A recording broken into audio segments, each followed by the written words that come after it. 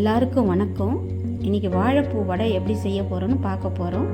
தேவையான பொருட்கள்: ஒரு வாழைப்பூ வாங்கிட்டு வந்துட்டேன். அதுக்கு வாழைப்பூ ஆஞ்சி அதில் நரம்பெல்லாம் எடுத்து க்ளீன் பண்ணி வச்சுக்கிட்டேன்.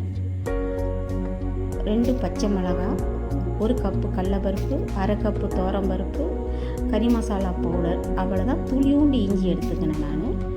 நம்ம வாழைப்பூ தயிர் விட்டு தண்ணியில் வச்சுக்கிட்டு அதுக்கப்புறம் வாழைப்பூ பொடியாக நறுக்கி போட்டோம்னா வாழைப்பூ கருக்காது. அதனால தான் நான் தயிர் 1 ட்ராப்ஸ் விட்டுட்டு தண்ணியில் வாழைப்பூவை பொடியாக நறுக்கி வச்சுக்கிறேன்.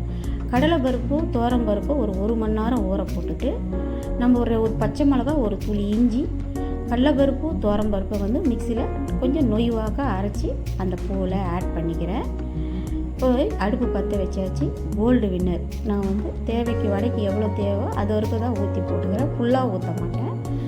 இப்போ மாவு அரைச்சி இந்த வாழைப்பூ அரிஞ்சு வச்சுக்கிறோம்ல அதில் போட்டுக்கிறேன். பச்சை மிளகா இஞ்சி தான் நான் போட்டு அரைச்சிருக்கிறேன். 2 பச்சை மிளகா பொடியாக அரிஞ்சு அதில் கட் பண்ணி போட்டுக்கோங்க. கறி மசாலா பவுட்ரு தான் நான் போட்டிருக்கிறேன். தேவைக்கான உப்பு. அவ்வளோதான், வாழைப்பூ வடை ரெடி. இப்போது எண்ணெய் காஞ்சிச்சு. வாழைப்பூ வடையை தட்டி நான் உள்ளங்கையிலே தட்டி தான் போடுறேன்.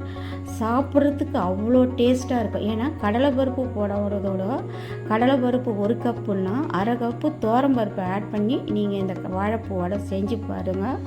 அவ்வளோ நல்லா டேஸ்ட்டாக இருக்கும். ஏன்னா இதில் 2 பருப்பு நான் ஆட் பண்ணுறேன், கொஞ்சம் கறி மசாலா நான் ஆட் பண்ணுறேன். அந்த வடையும் இந்த டேஸ்ட்டும் பாருங்கள், சாப்பிட்டு அவ்வளோ நல்லாயிருக்கும்.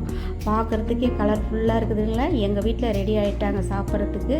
நீங்கள் உங்களுக்கு பிடிச்சிருக்கும் நான் நம்புகிறேன். நீங்களும் வீட்டில் சமைச்சு பார்த்து சாப்பிட்டு பார்த்து கமெண்ட் பண்ணுங்கள், ஷேர் பண்ணுங்கள். தேங்க்ஸ் ஃபார் வாட்சிங்.